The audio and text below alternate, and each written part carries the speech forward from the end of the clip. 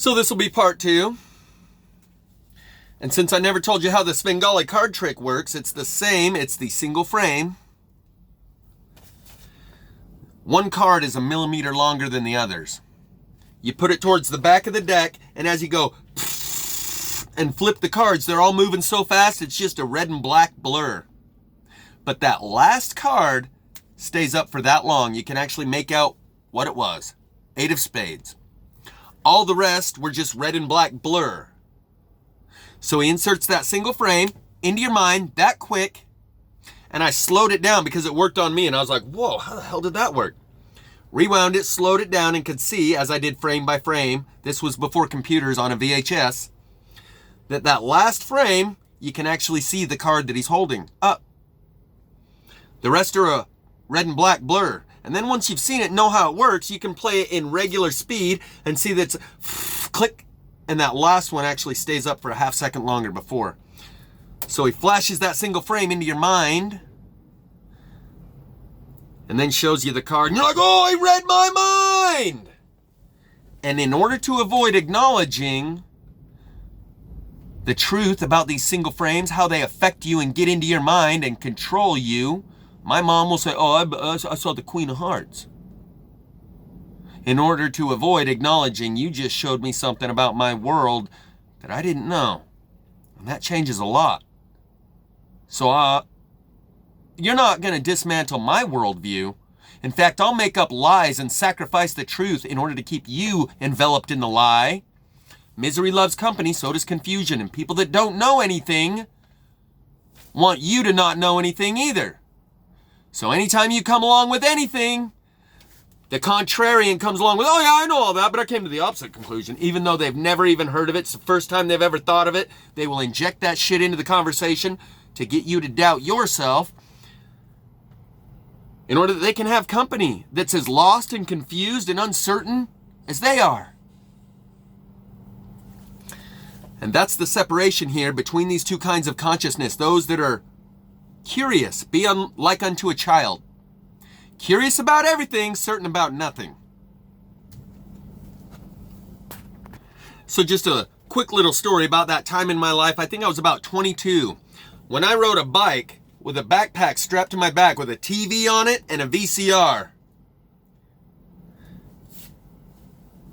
And all of my local family knows this period in my life, and I'm sure stories made their way out to the extended family. And I rode that bike down the library to the courthouse, where there's also a library adjoining it, and met the leader of a BACA chapter, Bikers Against Child Abuse. With my VCR and my TV, plugged it all in, showed him what I had already recorded, to where I don't have to slow it down and pause it on this spot. I had already done that with 2 VCRs, where I slow it down and pause it on the right spot and record with the other VCR. To where I have a tape that you can just put in and push play and see where I've slowed it down and paused it and brought it to this spot.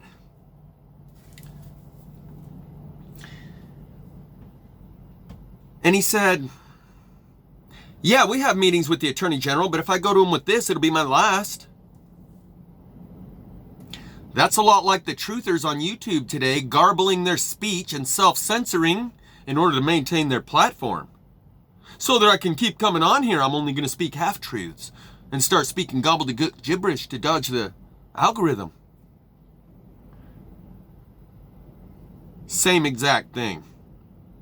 So, you're not really in this to protect children and pursue the truth.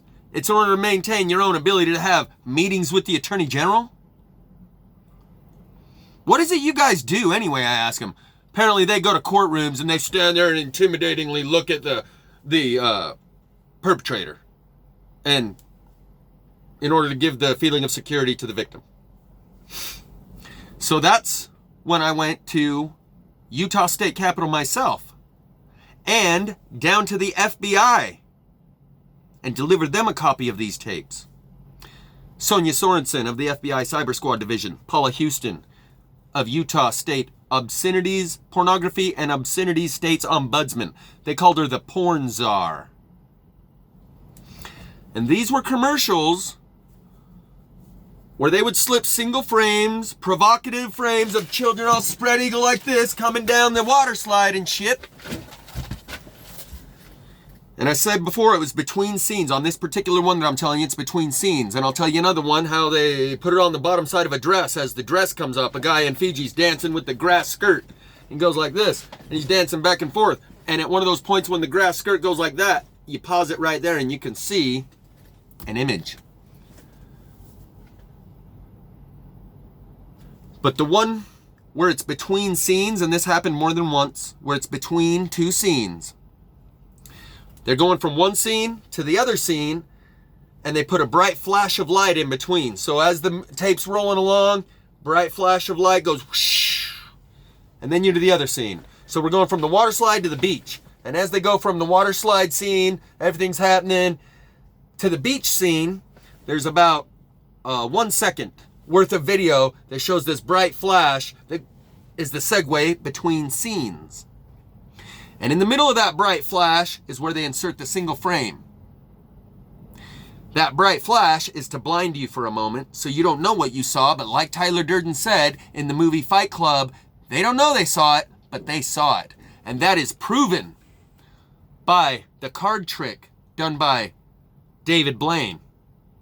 They saw it. They didn't know they saw it, but they saw it. And for me to introduce this idea to people causes them a similar reaction to Mandela effect or plasma fire or any one of the other number of things that dismantles their world and has to get them to re-question everything and would send them into an identity crisis where you reevaluate everything you think you know, because half that shit could have been slipped in through single frames that slip in subliminally, and the proof that they slip in is right there evident in the card trick by David Blaine. So you're going to deny that it works and go, oh, I saw the Queen too. Yeah. And in any other instance, they will also add to or take away a little bit from the truth. That's why they say in courtroom, truth, the whole truth, and nothing but the truth. Because the most common lie is where they take the truth and add a little bit to it or take a little bit away from it. They're willing to fabricate shit out of whole cloth, like I burnt that stump, in order to keep their worldview intact. They have to keep everyone else in the same lie, or they can't just go throughout their daily life routine if everyone else starts to leave the plantation and face the truth. So in order to keep everyone else from leaving the plantation, because I want to stay on it here so bad, I'm going to cover that truth up and insert some lies over here, and that way everyone's still on the same plantation. It's hard deciding which ones to leave behind. But they decided for themselves when they decided, oh, no, I'm not going to go there. No, I'm not going to go there. That's a phrase we use for a mental process when someone brings up a subject or starts talking about something and says, oh, you're going to go there? Oh, dude, don't even go there. Don't even go there. They're not coming with because they decided not to go there. They decided they wanted to stay here in this world, and everything happening around us has proven to those of us that can see, that are going with the truth, whatever it may be, these last 2 years, for me, and increasingly so for everyone else in the last year with the COVID crap, have shown us these people will deny what they can see with their own eyes.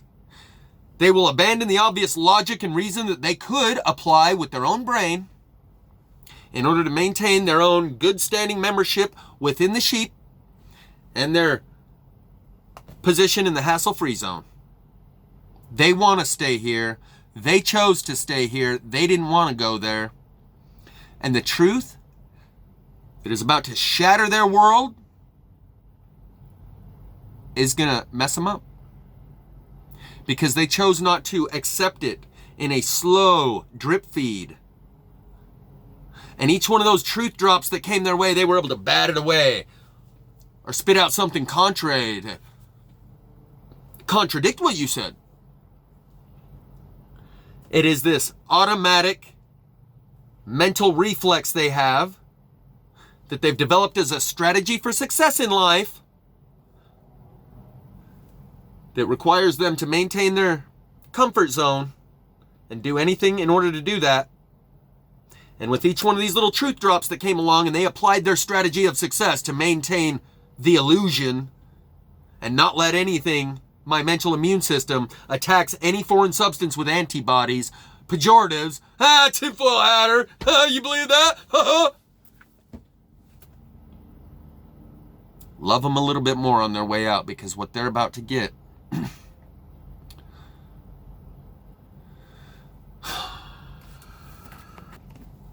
is a continuation of the enslavement, because the truth will set you free. But they didn't want the truth, and they didn't want to be free. The two plans. One has freedom, and it requires the hard work of facing the truth. They didn't want the truth. They want to stay on the plantation. The truth will set you free, and they didn't want that. They wanted this comfort zone. So they're going to get a stay in the comfort zone. They were willing to serve and protect the lie and the illusion because they love it so much that they were willing to try and keep anyone else who was getting off the plantation from getting off the plantation by inserting lies into the conversation, by fabricating evidence or facts. And these are just a few examples I've come up with. But you'll be seeing more of this behavior all around us. You know those locusts that are supposed to be released from the bottomless pit? That are something like a mechanical metal locust with armor and teeth and all these weird descriptions in the Bible? Might they look a little something like what was on the Journey cover with the metal wings on that scarab beetle? Might they be something like an insect as described, locusts? We're entering another level of understanding, and most people are like, I ain't gonna go there. They're gonna rely on their preconceived ideas and their doctrine and their dogma and try to uphold and maintain their self-image and worldview and their paradigm. That's a collective self-image and worldview. And they'll do stuff like, you're imagining stuff, when you can see it with your own eyes. So just let that person be an example of the alternative to this path that we are on as truthers. The alternative is endless, eternal lies in order to maintain your comfort zone.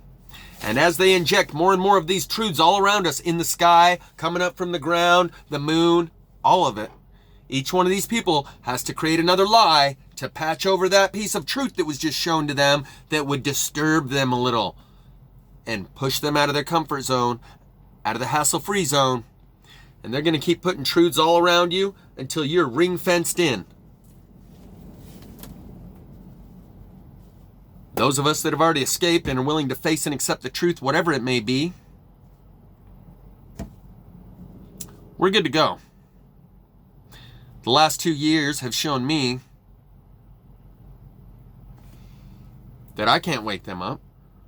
And I've been given a lot of ammo.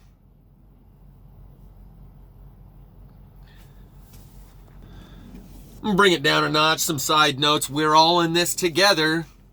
Induces the hive mind. This is a consciousness filtration process that we're all going through. And coming to accept that as a reality is even difficult for me, even after all that I've been through. But the reality is about to set in. It's no longer going to be a philosophical, intellectual exercise, a thought experiment. Oh yeah, maybe there is an insectilian race, huh? Because they did say the devil was the one that convinced the world it didn't exist, and everyone knows this serpent race exists. And if Jesus and Satan were both brothers, like a 5-year-old asking their mom, if Jesus and Satan were brothers, Mommy, does that... And Satan was the serpent in the garden, does that mean Jesus was a serpent too? And if they're both God's children, and so are we, what does that make us and God? They haven't even done that simple math. When I tell you about the parable of the beam and the mote, the alternative is murals and paintings and sculptures of a guy with a 4x4 post sticking out of his face. They don't even try and depict a guy with a mote in his eye, but that's the alternative. If you choose not to think for yourself and buy into lukewarmly whatever belief system and paradigm and cosmology they hand you, that's the alternative. But it only takes a little bit of thinking for yourself and you can have some major breakthroughs. And if you ask the Spirit to guide you, you can have some Huge breakthroughs. Doing it by yourself will never work. There's way too many dots to connect. And like I said, once you're connected to the Spirit, all those dots don't matter. That's details that don't matter. It's a distinction without a difference on all this doctrine and dogma when you have a personal relationship with the Spirit. Well, what Spirit? Is that the reptilian spirit or the insectilian spirit? The Great Spirit that will tell you truth without the judgment of right and wrong, good and bad. Heart knowing. Shantaishta, they call it. We don't have a word for that concept in our language.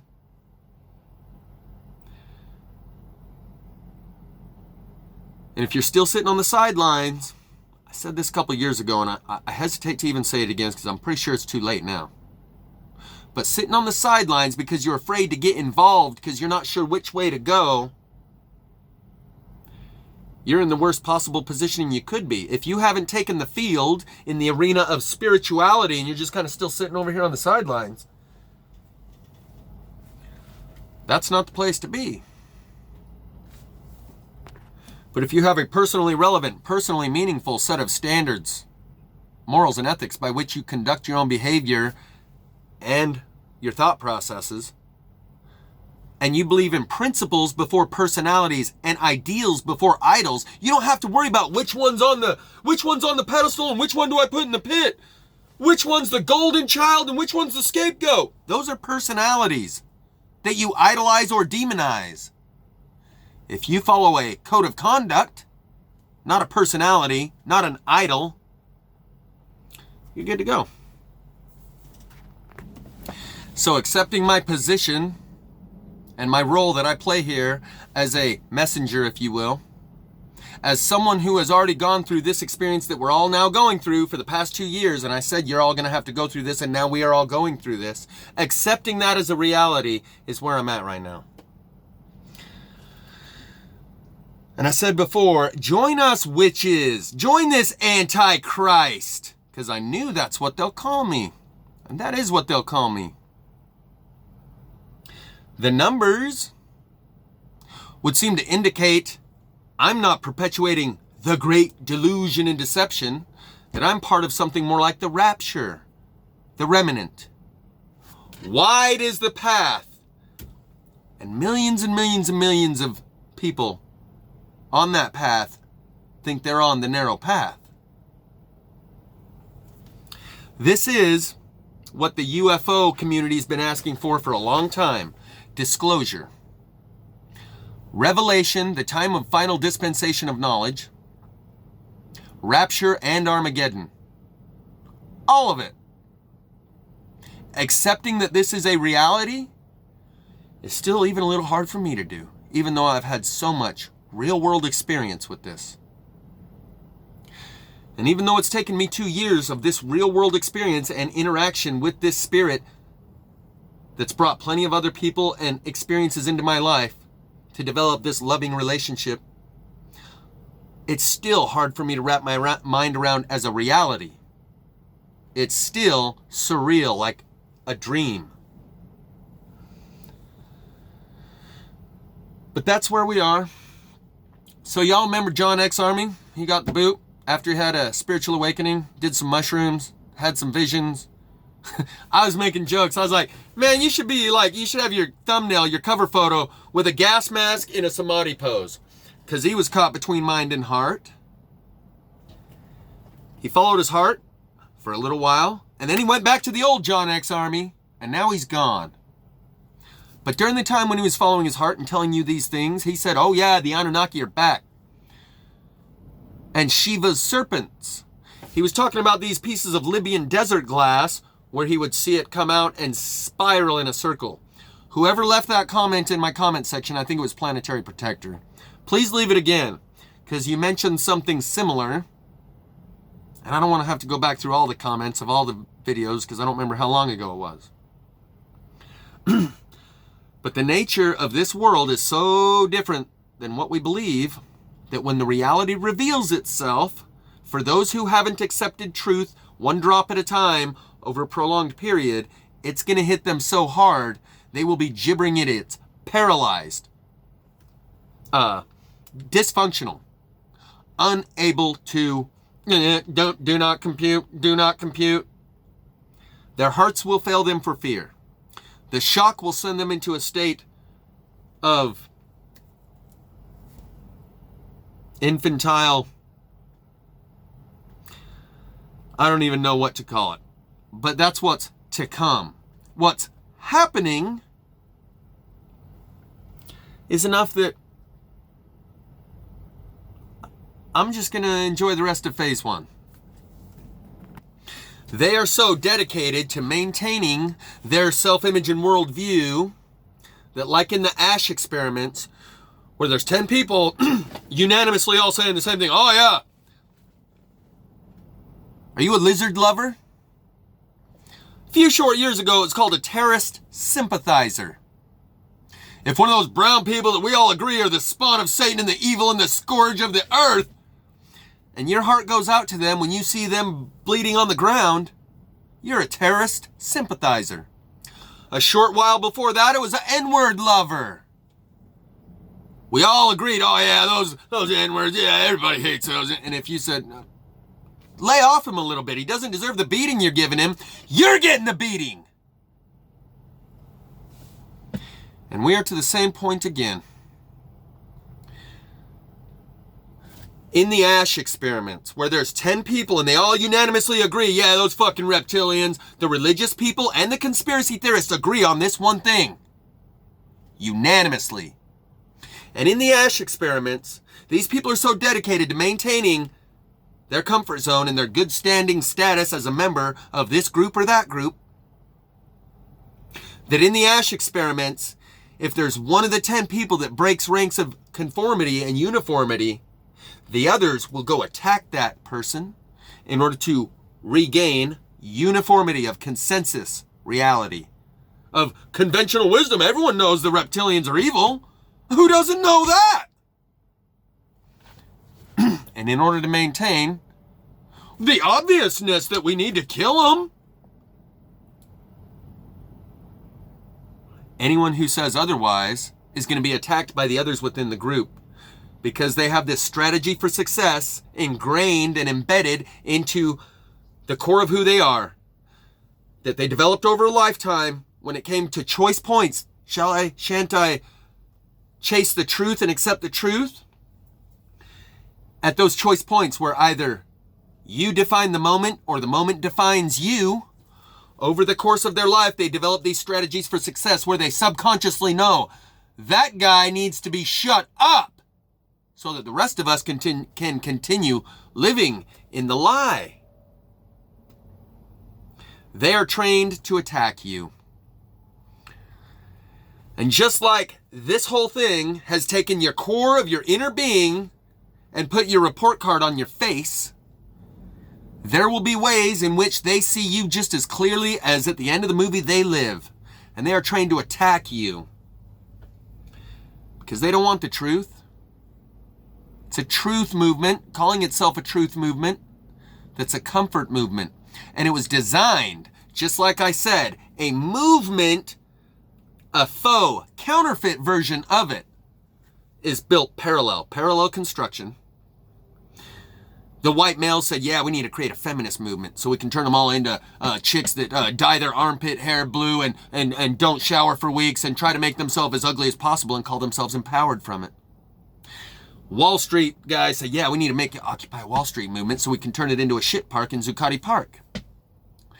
White people said, yeah, we need to make a Black Lives Matter movement so we can turn it into burning AutoZones and Wendy's. And someone said, we need to make a truther movement so we can lead them down the same path to be certain that it's the reptilians that are the enemy. And they are just as dogmatically certain of what they think they know and will just as quickly act thinking that they have the moral high ground.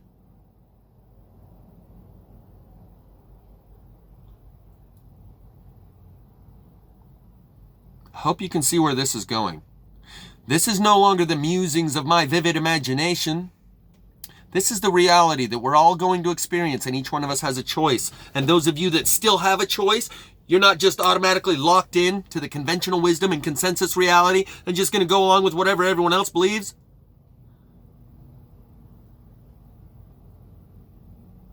Choice points coming soon. Either you define the moment or the moment defines you.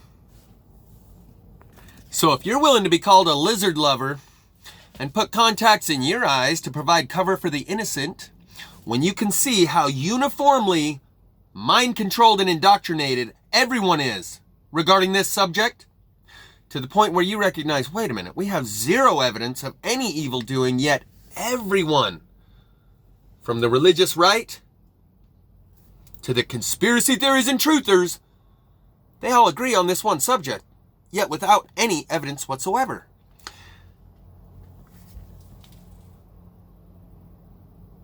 And that alone should cause you to question, did the same movement that created the church that's got those pedophiles running an international human trafficking organization that allowed that shit to continue like business as usual after hundreds and thousands of victims came out from the past 50, 60, 80 years of their work, yet they continue on as business as usual? Is that who you want to serve? Because all the other Christian churches stood around and allowed it to happen too, and they continue to allow it to happen to this day. And if the same forces behind that movement created the truther movement for the purposes of derailing your recognition of truth, creating a faux artificial counterfeit truth movement that's a comfort movement, and the one thing that they needed to make sure that all these people believe is that those reptilians are the enemy. If you can see this, the choice isn't hard. You can see what's coming down the pike. You can see how all these people around you are going to react. And if you're one of those lizard lovers, they're going to come after you too. So we have Candace Owens being a race traitor for saying that the number one committer of violence against black people is black people. We have Milo Yiannopoulos, trying to figure out a clever way to word this, but being a gay traitor by leading the straight pride parade. Because he acts on principles. Every race, and now Asian lives matter and Black lives matter. And they're like, well, let's not use Asian lives matter. That kind of takes away from Black lives matter. But if any, I think someone's been shot for saying all lives matter. And Salty Cracker, you said, here, let me just help you out. Polynesian lives matter. Alaskan Inuit elders lives matter. Greek lives matter. Roman lives matter. Let me just count down the list, because we know that there's one race that you can't include. One race that's not allowed to have pride. Black pride, good. Brown pride, la raza. For those in the race, everything. For those outside the race, nothing. La raza gets a platform like a legitimate organization. If a white organization said anything like that. So what you can see, if you can see and you're in alignment with truth, not personal party politics, identity politics, because I'm a gay, I have to stand up for the gays, right or wrong. Because I'm a black, I got to stand up for the blacks, right or wrong. If you align with principles before the personality characteristics of the group identity that you have assimilated into, then you're not a human supremacist, right or wrong. Because that's what happens when we go to war. My country, right or wrong, support the troops. Either stand behind them or you go ahead and stand in front of them. And if you don't think that same war fever is going to be triggered in all these zombies, think again.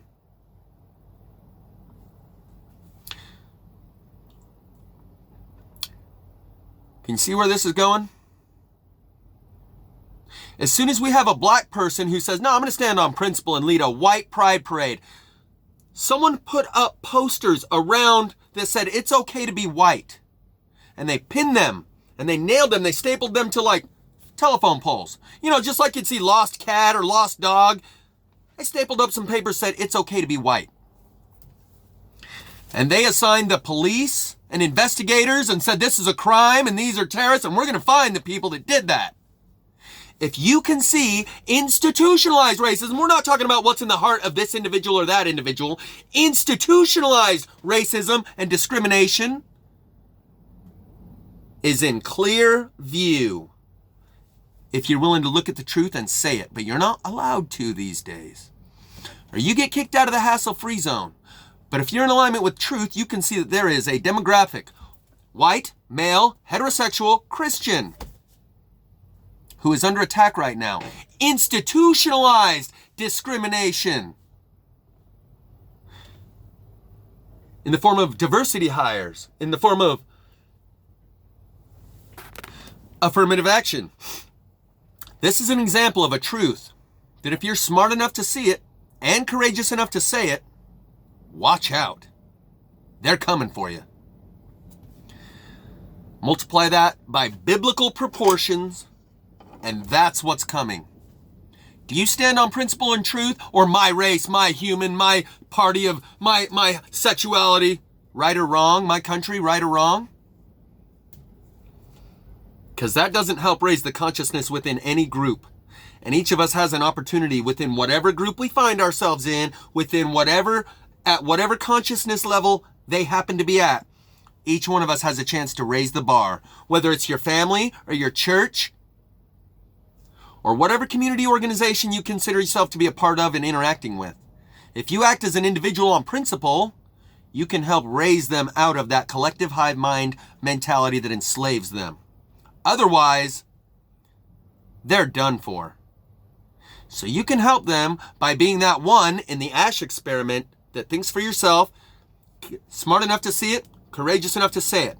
But know that when you do, there are others who automatically will attack you because though they can't articulate it the way I can, because they don't consciously understand it, they subconsciously know that if we let one or two of these people start saying that, then all the rest are going to start thinking and acting for themselves. And that's why in Oregon, they can't let one guy wander around the fucking store with a mask, without a mask. Then some of these other people are going to think that they can just do whatever they want too. Freedom comes with one plan. Conformity and obedience and submission comes with the other. Not all will be saved. And in a collective initiation, that doesn't mean everyone's getting initiated. That just means more than one person. Those of us who are being initiated are very few in numbers. That's the situation we find ourselves in right now.